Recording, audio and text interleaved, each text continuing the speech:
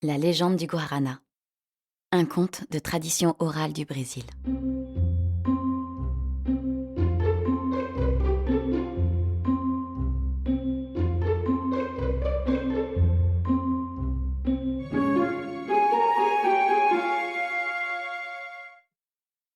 Il faut savoir qu'il y a des centaines de mythes, de récits et de croyances qui peuplent l'immense forêt amazonienne. Il y a la légende du Mayantu.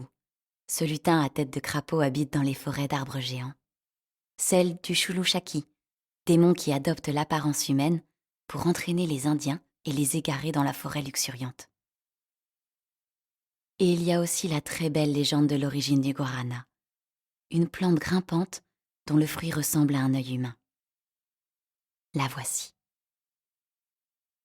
Il y a longtemps de cela, dans les profondeurs de la jungle brésilienne, vivaient deux Indiens, l'homme et son épouse.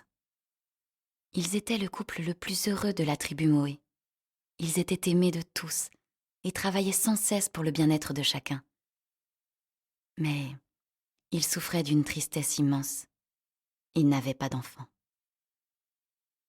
Le grand dieu indien Tupa, dieu du tonnerre, avait alors pris pitié d'eux et leur avait fait cadeau d'un fils.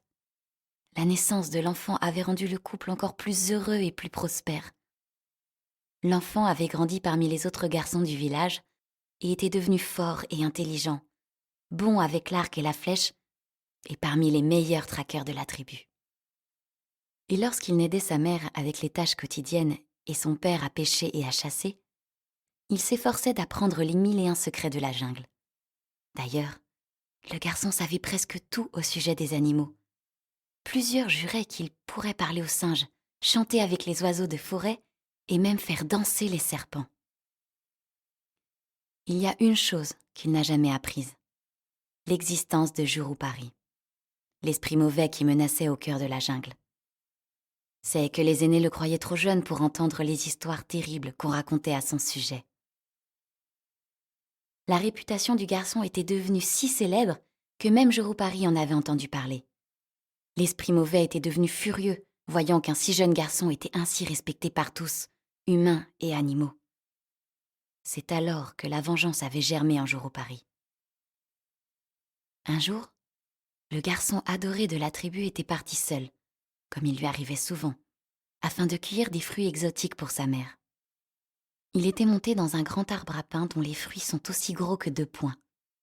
Pour les manger, on les coupe en tranches épaisses que l'on fait cuire sur un feu de charbon. Le dedans devient blanc, tendre comme de la mie de pain frais. Jurupari avait vu sa chance. Il s'était transformé en serpent d'apparence inoffensive.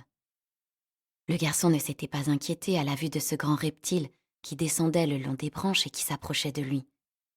C'est là que le serpent l'avait mordu à la cheville pour lui injecter son venin mortel.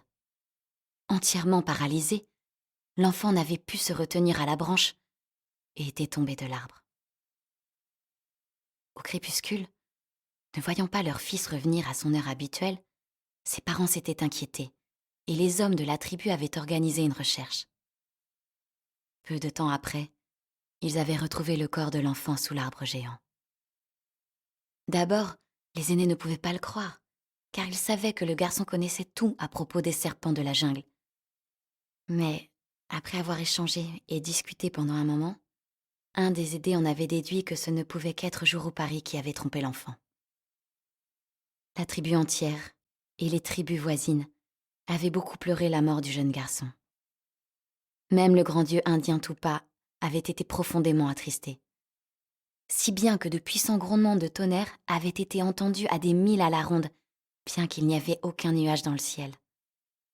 C'est seulement la mère du garçon qui avait pu comprendre le message que le dieu envoyait à la tribu. Le dieu du tonnerre voulait les soulager de la perte d'un enfant si merveilleux et se venger de Jurupari. Tupa avait réclamé de la mère qu'elle plante en terre les yeux de son fils et qu'il en naîtrait une plante unique. Les mois avaient passé. Les parents avaient longtemps pleuré sur la tombe de leur enfant. Puis, par une radieuse matinée, une très belle plante y avait poussé, dont les petits fruits ressemblaient aux yeux du garçon. C'est ainsi qu'est né le guarana, qui, en langue toupie, veut dire l'arbre de vie qui apporte la santé et le bonheur.